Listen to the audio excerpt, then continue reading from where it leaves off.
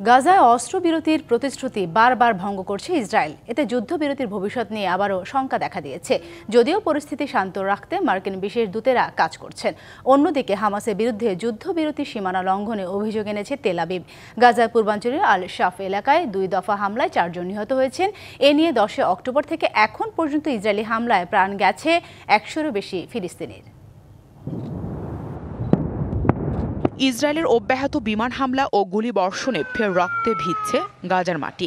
অস্থিরতার মধ্যে নতুন আশঙ্কা, এই নাজুক যুদ্ধবিরতি আর কতদিন টিকবে। তবে এই পরিস্থিতি শান্ত রাখতে যুক্তরাষ্ট্রের বিশেষ দূতেরা কূটনৈতিক উদ্যোগ জোরদার করেছেন।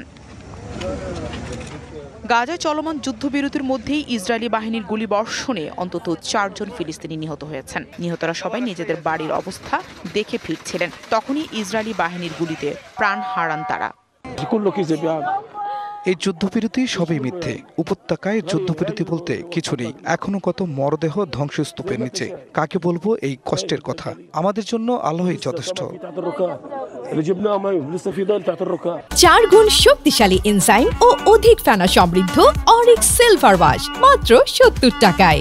ইসরায়েলি সেনাবাহিনীর দাবি, সুজাইয়া এলাকায় হলুদ সীমারেখা অতিক্রম করে তাদের দিকে আসা কয়েকজন সশস্ত্র ব্যক্তির উপর গুলি চালানো হয়েছে, যারা সেনাদের জন্য হুমকি তৈরি করেছিল। মূলত এই হলুদ সীমারেখাটি বা ইয়েলো লাইন নির্ধারণ করা হয়েছিল গেল 4 অক্টোবর মার্কিন প্রেসিডেন্ট ডোনাল্ড ট্রাম্পের প্রকাশিত এক মানচিত্রে।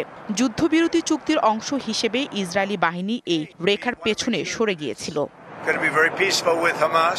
যুক্তরাষ্ট্রের মধ্যস্থতায় গত 10 অক্টোবর কার্যকর হওয়া যুদ্ধবিরতির পর থেকে একাধিকবার গাজায় হামলা ও সহিংসতার ঘটনা ঘটেছে। গাজা কর্তৃপক্ষের হিসেব অনুযায়ী এ পর্যন্ত শতাধিক ফিলিস্তিনি নিহত হয়েছেন। অবশ্য দুপক্ষই একে অপরের বিরুদ্ধে যুদ্ধবিরতি চুক্তি ভঙ্গের অভিযোগ তুলেছে। যথেষ্ট হয়েছে আমাদের সাথে।